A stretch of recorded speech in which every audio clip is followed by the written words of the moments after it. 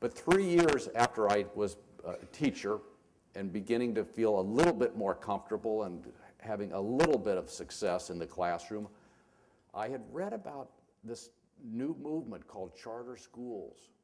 Now, in Missouri, we didn't even have charter schools at the time, but there was considerable discussion in the legislature about it.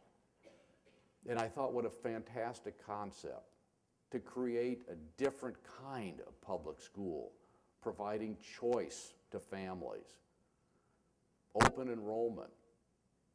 And what excited me was this notion of competition in public education.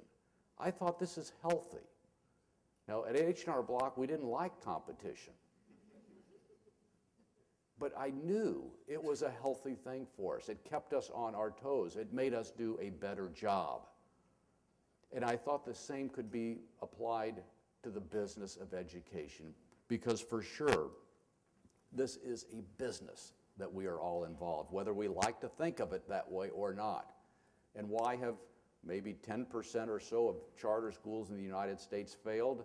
I suspect it's not so much because they weren't providing a strong educational product, but because the idealists who began these schools, who started these schools, really weren't business folks who realized the financial implications of what they were doing. So I started, along with a couple of other people in Kansas City, a charter school in the year 2000 called University Academy.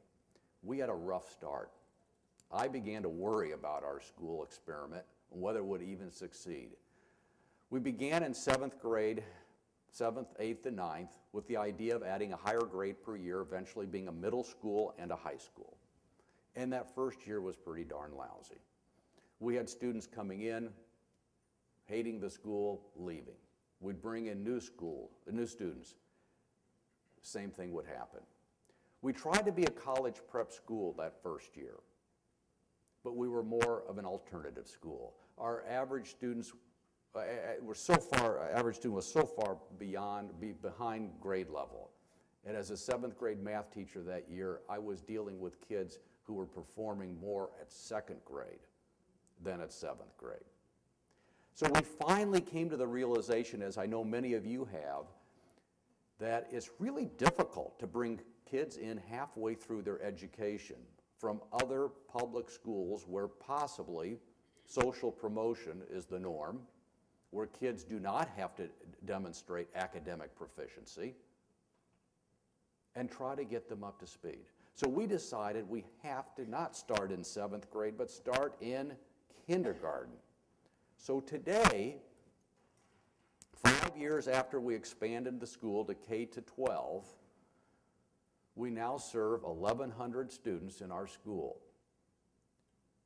We've had 5 graduating classes. We're about to have a 6th. And all but 2 students over this 5-year period have gone on to college. Now, I appreciate what Nelson said. It's not just getting them into college, but it's getting them out of college. And that's something we are beginning to track now.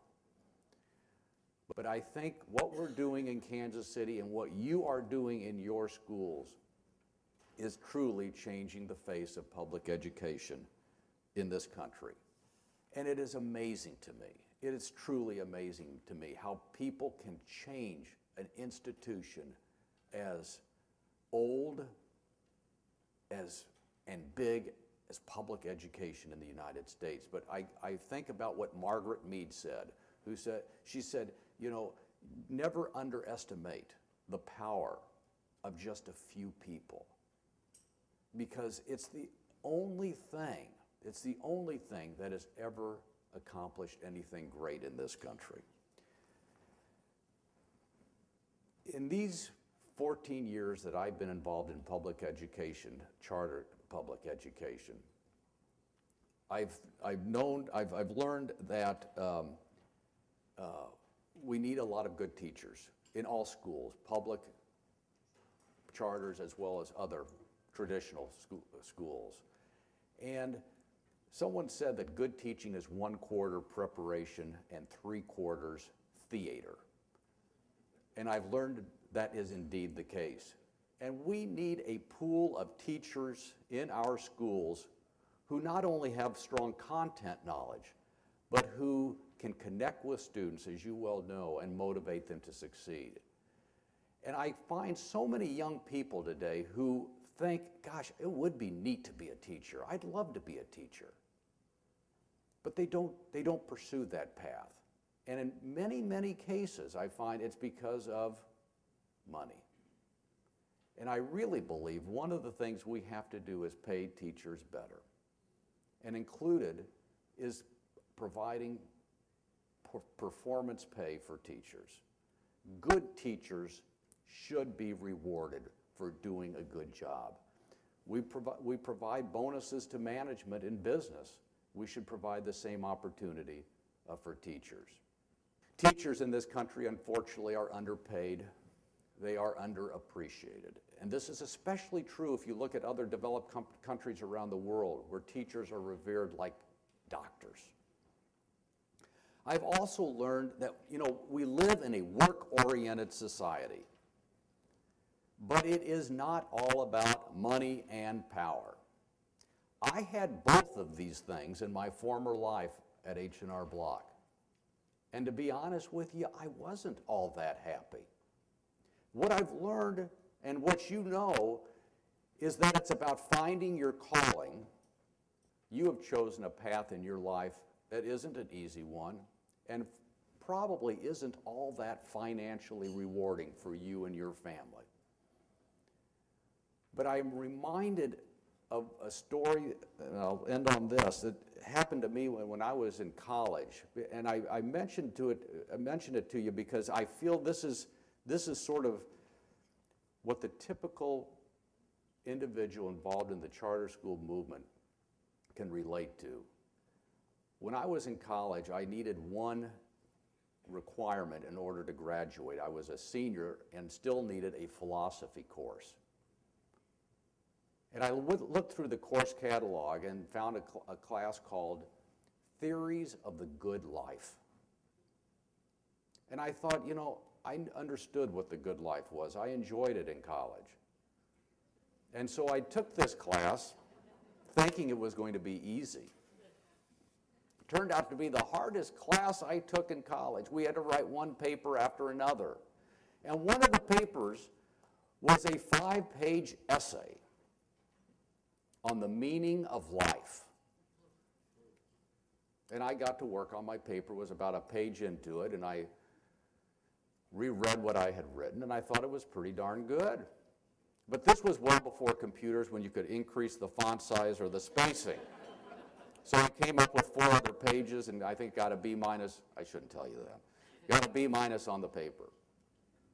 But a couple of years ago, when I was doing some research on my book, I came across a quote from the Dalai Lama, who was asked this question: what is the meaning of life?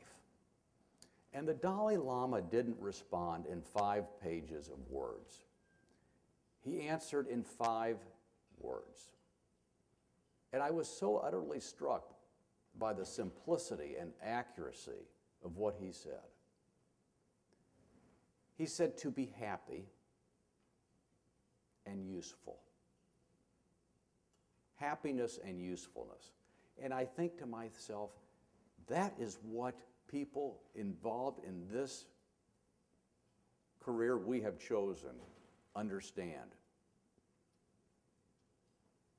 I hope we're all happy, although there are some days I'm not so sure. But I do know that we are all so very useful. And this indeed is what it is all about. So my hat's off to you. I have such great respect for those who have taken a position, a tough position, to lead charter schools